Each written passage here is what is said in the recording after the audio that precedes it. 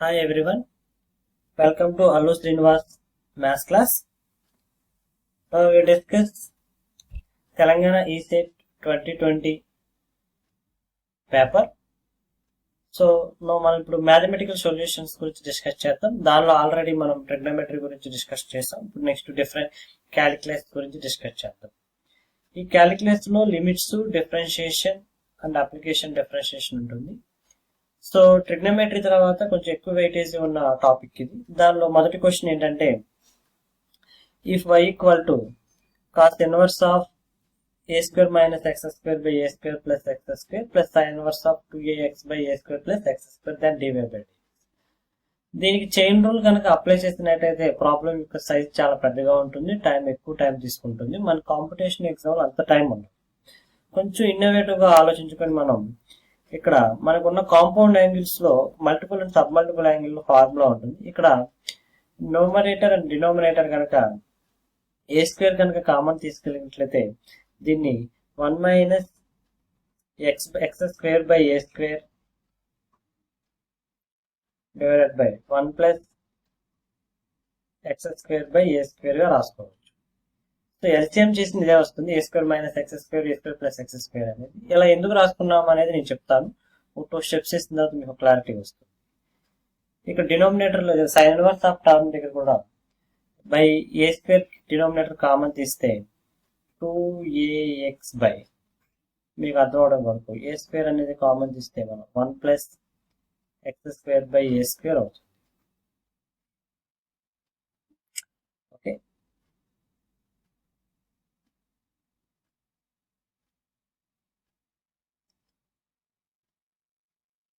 ఇలా అవుతుంది. ఇక్కడ మనం ఈ ఏ క్యాన్సిల్ అవుతుంది, దానికి రిమైనింగ్ టర్మ్ ఏమవుతుందంటే ఎక్స్ బై ఏ అవుతుంది. యాక్చువల్ గా మనం ఏ స్క్వేర్ అనేది కామన్ తీసుకుంటే అది. సో ఇక్కడ మనం ఏంటి, దీన్ని put x by a equal to tan theta అనుకుందాం.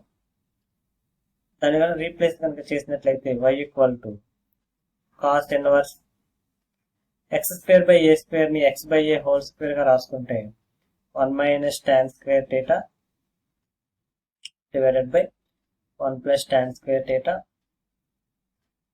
plus sin inverse, ఇది కూడా same 2x by a, 2 into x by a into 2 tan theta by 1 plus tan square theta వస్తుంది.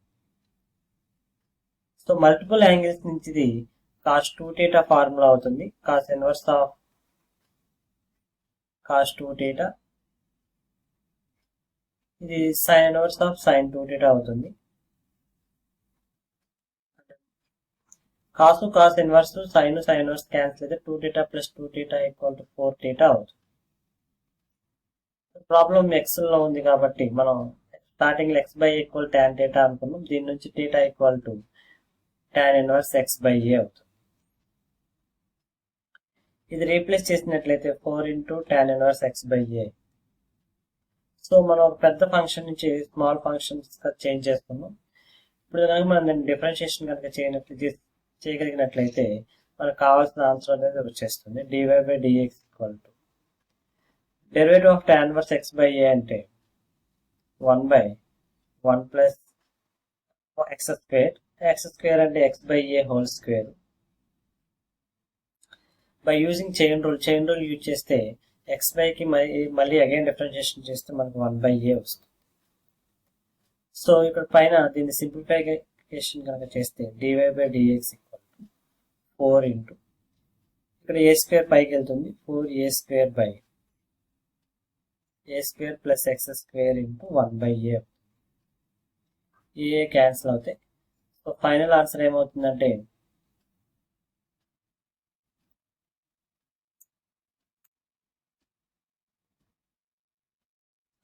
4a by A square plus X square అవుతుంది. ఈ రకంగా మనం ఈ problem ని సింప్లిఫికేషన్ చేసుకోవచ్చు. Next we take another question. ఇక్కడ క్వశ్చన్ చేసేటప్పుడు ఏంటంటే నేను కొంచెం ఎక్కువ టైం తీసుకుంటున్నాను, మీకు బాగా అర్థం అవడం కోసం ఎక్కువ స్టెప్స్ కూడా వేస్తున్నాను. సో ఎగ్జామ్ లో ఇంత పెద్దగా రాయవలసిన నీడ్ లేదు, మీకు అర్థం అవడం కోసం అన్ని స్టెప్స్ అనేవి వేస్తున్నాం. సో కొంచెం మీరు ఆ స్టెప్స్ గురించి పట్టించుకోకుండా అర్థమయ్యేటట్టు చూసుకొని ఎగ్జామ్లో ఎంత త్వరగా ప్రాక్టీస్ చేసి ఎంత త్వరగా చేయగలిగితే అంత better.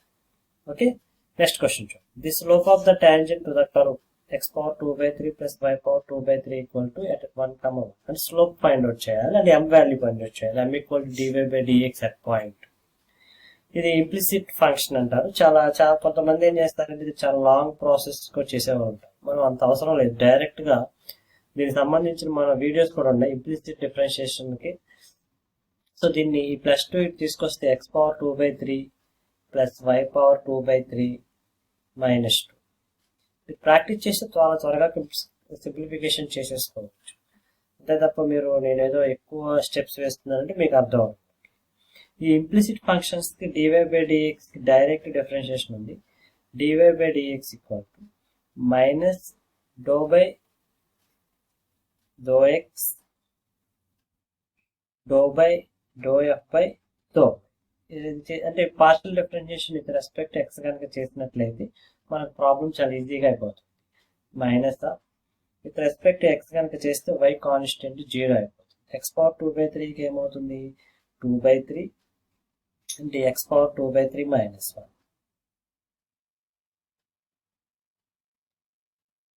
and remaining terms is 0 and y power 2/3 అంటే 2/3 y power 2/3 minus 1. దీనికంటే సింప్లిఫై చేస్తే 2/3 క్యాన్సిల్ అవుతుంది.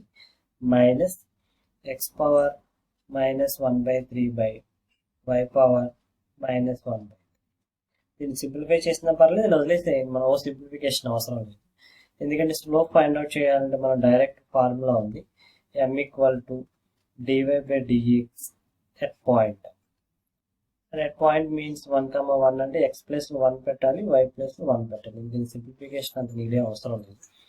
Minus of 1 power -1/3 by 1 power -1/3.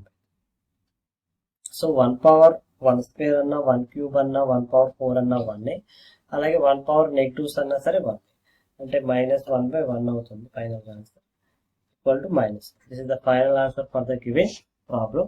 ఇక్కడ ఏంటంటే మెయిన్ గుర్తుపెట్టుకోవాల్సింది ఇంప్లిసిట్ ఫంక్షన్స్ కి మనం డిఫరెన్షియేషన్ లోను ఇదే కాన్సెప్ట్ యూజ్ చేస్తాం, ఇక్కడ జామెట్రికల్ అప్లికేషన్స్ లోను ఇదే కాన్సెప్ట్ అనేది యూజ్ చేయడం జరుగుతుంది. Next we take another question అన్న. ఇది పార్షియల్ డిఫరెన్షియేషన్ లోని యూలర్ థియరం కాన్సెప్ట్ ని బేస్ చేసుకొని వస్తుంది. ఇది చాలా important concept. Every year Euler theorem base చేసుకొని ఏదో ఒక బిట్ ఉంటూనే ఉంటుంది. సో యూలర్ థియరం ఈజీగా ఒక ఇది 1 minute లెస్ దాన్ 1 minute లోపు బిట్ చేసేయచ్చు.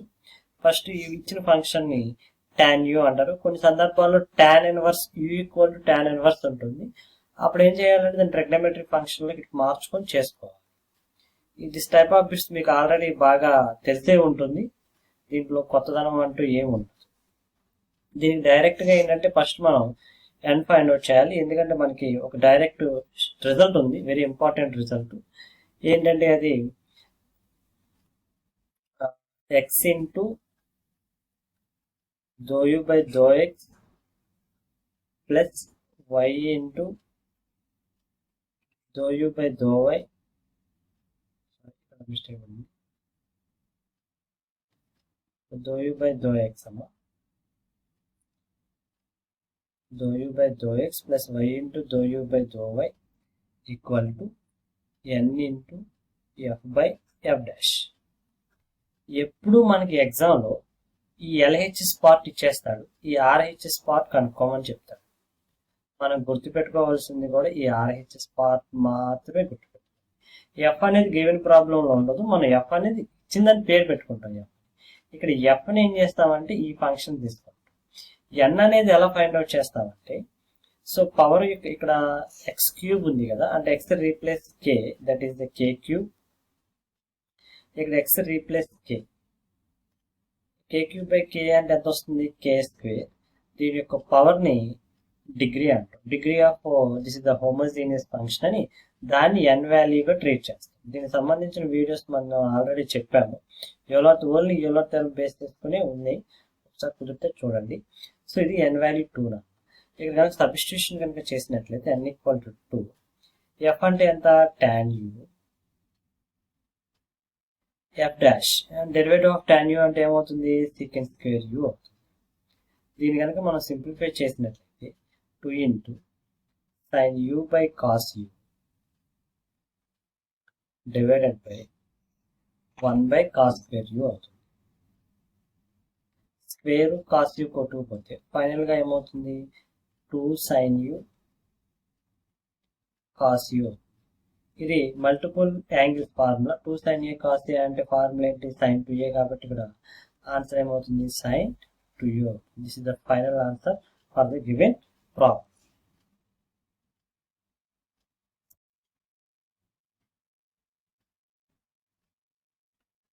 Next we take another question in a limits concept way, limits way. కొంచెం లిమిట్స్ క్వశ్చన్స్ అంత ఈజీగా ఏమి ఉండవు, ఎగ్జామ్లో కొంచెం హార్డ్గా ఉంటాయి. ఈ క్వశ్చన్ చూడండి, చాలా డిఫరెంట్గా అనిపిస్తుంది. సో ఫస్ట్ ఆఫ్ ఆల్ ఏంటంటే limit n tends to infinity, denominator 2 power k, 3 power k అనేది కామన్ కనుక తీసినట్లయితే I think 1 power k plus 2 power k plus 3 power k plus and so on plus n power k. ఇదే model bit ఒకసారి previous ఎగ్జామ్స్లో ఇచ్చారు. అప్పుడు ఏంటంటే మనకి 3, 6, 9 ఉంది కదా, అప్పుడైతే 2, 4, 6, 8 2n పవర్ k ఇచ్చి డినామినేటర్లో n పవర్ k ప్లస్ 1 ఉంది కదా, దాన్ని n ఇంటూ n పవర్ kగా రాసుకొని నెక్స్ట్ ఆఫ్ ఆల్ ఏంటంటే 3 పవర్ k అనేది కాన్స్టెంట్, లిమిట్స్లో నుంచి మనం బయటకు తీసుకురాగలిగినట్టయితే 3 power k limit n tends to infinity. దీని సమ్మేషన్ సీక్వెన్స్ రాస్తే 1 బై n పవర్ k, ఇక్కడ 1 బై n అనేది ఎక్స్ట్రా ఉంటుంది, దాని లాస్ట్ రాద్దాం 1 by n whole power k k plus 2 by n whole power k plus and so on n power k by n అంటే plus n by n whole power k into 1 by n. Just మీకు అర్థం అవడం.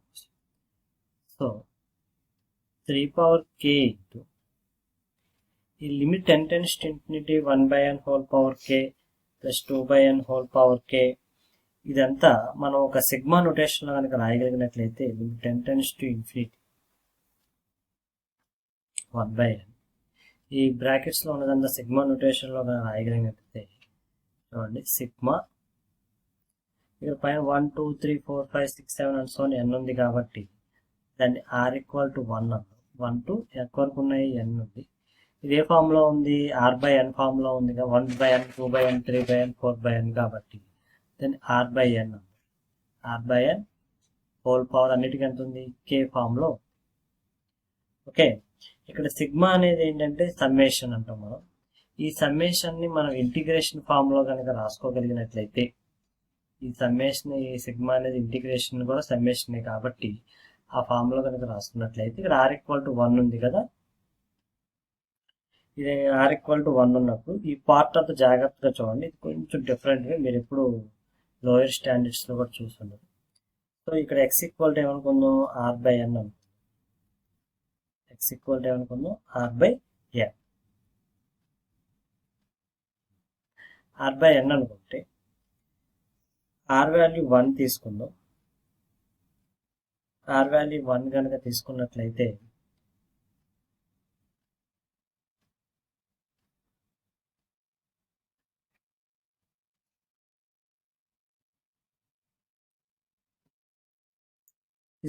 x equal to 1 by n అవుతుంది. ఇది tends to infinity కాబట్టి n tends to infinity ఇది మొత్తం పార్ట్లో. So n tends to infinity కాబట్టి వాల్యూ ఏమవుతుంది 0 అవుతుంది. తర్వాత నెక్స్ట్ r ఈక్వల్ టు 1 తీసుకుంటే r ఈక్వల్ టు n తీసుకుంటాం, n తీసుకుంటాం లాస్ట్ పార్ట్ కాబట్టి అప్పుడు x equal to n by n అంటే వాల్యూ ఎంత అవుతుంది 1 అవుతుంది. సో దీని ప్రకారం మీరు అబ్జర్వ్ చేస్తే లిమిట్స్ కొంచెం చేంజ్ అవుతాయి. సో దీని ప్రకారం ఇక్కడ 3 పవర్ k ఇదంతా సిగ్మా నొటేషన్లో మనం ఇలా రాసుకోవచ్చు. సిగ్మా నోటేషన్ని ఇంటిగ్రేషన్ ప్రాసెస్లో ఇంటిగ్రల్ హైయర్ స్టాండర్డ్స్లో ఉంటుంది అన్న ఇక్కడ అబ్జర్వ్ చేయండి. ఇక్కడ లిమిట్స్ 1 తీసుకున్నప్పుడు ఇక్కడ r ఈక్వల్ 1 to n కదా, ఇక్కడ ఏంటంటే 0 to 1 అని తీసుకుంటాం. 0 to 1. సో ఇక్కడ r/n ఉంది కాబట్టి r/n ప్లేస్లో ఏం తీసుకున్నాము, x పవర్ k, అంత లిమిట్స్ xలో మార్చుకున్నాం కాబట్టి dx ఇంతే. సో దీన్ని ఇంటిగ్రేషన్ చేస్తే 3 power k, x power k అంటే ఇంటిగ్రేషన్ ఏమవుతుంది అంటే x power n plus 1/n plus 1 కాబట్టి x power k plus 1/k plus 1 limits ఏమవుతాయి 0 to 1. సో దీని కనుక మనం ఇంటిగ్రేషన్ కనుక అది లిమిట్స్ అప్లై చేస్తే x ఈక్వల్ 1 పెడితే ఏమొస్తుంది, 1 పవర్ k ప్లస్ 1 అంటే 1 వస్తుంది. 1 ఫైనల్గా ఆన్సర్ ఏమవుతుంది 3 power k plus 1. This is the final answer for this question. ఇక్కడ మాత్రమే ఈ యొక్క లిమిట్స్ ఈ సమ్మేషన్ ని ఇంటిగ్రేషన్ లో చేంజ్ చేసుకుంటాం. Next we take another question. If y equal to second order differentiation అనేది సెకండ్ ఆర్డర్ డిఫరెన్షియేషన్ నుంచి ఈ క్వశ్చన్ ఇవ్వడం జరిగింది. ఇదేంటంటే second y equal to sine of m sine inverse x equal to 1 minus x square d square y by dx square minus x dy by dx. This is a standard result of it. ఇది మనకి డిప్లొమాలో first year mathematics లో second order differentiation లో ఉంటుంది. So ఇది చేయడానికి ఏముండదు, direct గా result గుర్తుపెట్టుకోవడమే. చేసే లెక్క అయితే ఏమవుతుందంటే దీన్ని 2 times డిఫరెన్షియేషన్ చేయటమే. డిఫరెన్షియేషన్ చేస్తే ఆటోమేటిక్ గా మనకి మెయిన్ రిజల్ట్ అనేది వచ్చేస్తుంది. 1 minus x square d square y by dx square minus x dy by dx. యాక్చువల్గా అయితే ఒరిజినల్ రిజల్ట్ అయితే ఇది అన్న plus m square equal to plus m square y equal to 0. కానీ వాడి క్వశ్చన్లో minus x dy by dx equal to ఎంత అని అడిగాడు కాబట్టి ప్లస్ m స్క్వేర్ y అటువైపుకి వెళ్తే మైనస్ m స్క్వేర్ y అనేది వస్తుంది. This is the final answer for the given question. Next we take another problem in the limits. Limit extends to 0 tan x by x whole power 1 by x square. కొంచెం lengthy process ఉంటుంది ఇది యాక్చువల్గా. దీనికి ఒక చిన్న short cut కనుక use చేసినట్లయితే limit extends to A F of X power G of X కనుక ఉన్నట్లయితే ఈ power limit extends to 0 g of x into f of x minus చేయొచ్చు. దీంట్లో కనుక సబ్స్టిట్యూషన్ చేస్తే ఈ పవర్ లిమిట్ ఎక్స్టెండ్స్ టు 0, ఇక్కడ g of x అంటే ఎంత అవుతుంది power 1 by x square, f of x అంటే ఏమవుతుంది tan x by x minus. మనం ఏంటంటే ముందు పవర్లో ఉన్నది తీసుకొని సింప్లిఫై చేద్దాం. Limit extends to 0, 1 by x square కూడా మల్టిప్లికేషన్ చేసేస్తే tan x minus x by x cube. Denominator x cube ఉంది కాబట్టి మనం 3 times దీన్ని ఎల్హాస్పిటల్ రూల్ కనుక చేసినట్లయితే మనకు డైరెక్ట్ ఆన్సర్ అనేది వచ్చేస్తుంది. ఫస్ట్ ఒకసారి ఎల్హాస్పిటల్ రూల్ అప్లై చేస్తే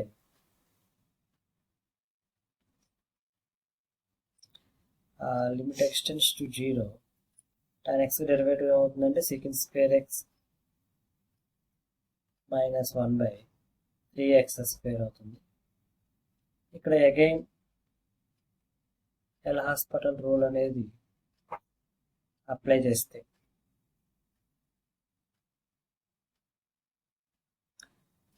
limit extends to 0 secant square x derivative ఏమవుతుందంటే 2 secant x మళ్ళీ secant x derivative secant x tan x. 1 differentiation ఎలాగో 0ని 3x స్క్వేర్ డెరివేటివ్ ఎంత అవుతుంది 6x అవుతుంది. 2 దీంట్లో 3 times క్యాన్సిల్ అవుతుంది. మళ్ళీ x ఈక్వల్ 0 సబ్స్టిట్యూషన్ చేస్తే మళ్ళీ ప్రాబ్లం అవుతుంది కాబట్టి again L'Hospital rule apply చేస్తే ఇక్కడ యూవీ ఫార్మ్ అప్లై చేయాల్సి వస్తుంది. Differentiation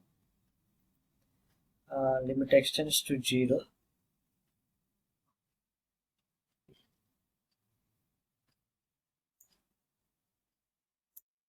limit extends to 0. దీనికి యూవీ ఫార్మ్ అంటే secant square x into tan x కదా. secant square x ఏమో 2 secant x into secant x tan x by plus మనం again differentiation చేస్తాం కాబట్టి secant square x into tan x కి secant square x. Denominator 3x కాబట్టి 3 వస్తుంది. ఇప్పుడు x value limit substitution చేస్తే 0 secant 0 1 అవుతుంది, tan 0 0 అవుతుంది, ప్లస్ secant square 0 అంతా 1/3 అవుతుంది. చాలా మంది ఇది ఫైనల్ ఆన్సర్ అనుకుంటారు. కాదు, మనం ఎక్స్పోనెన్షియల్ పవర్ తీసుకున్నాం కాబట్టి ఫైనల్గా ఆన్సర్ ఏమవుతుందంటే e పవర్ 1/3 అవుతుంది. యాక్చువల్గా ఈ 1/3 అనేది మనం 5 స్టెప్లో సబ్స్టిట్యూషన్ చేసి ఈ రకంగా ఈ ప్రాబ్లమ్ని సింపుల్గా 3 times ఎల్ హాస్పిటల్ రూల్ అంటే డినామినేటర్ x స్క్వేర్ ఉంటే కంపల్సరీ 2 times చేయాలి, x క్యూబ్ ఉంటే 3 times కంపల్సరీగా ఎల్ హాస్పిటల్ రూల్ అప్లై చేస్తే మనకి ఈజీగా ప్రాబ్లం సాల్వ్ చేయొచ్చు.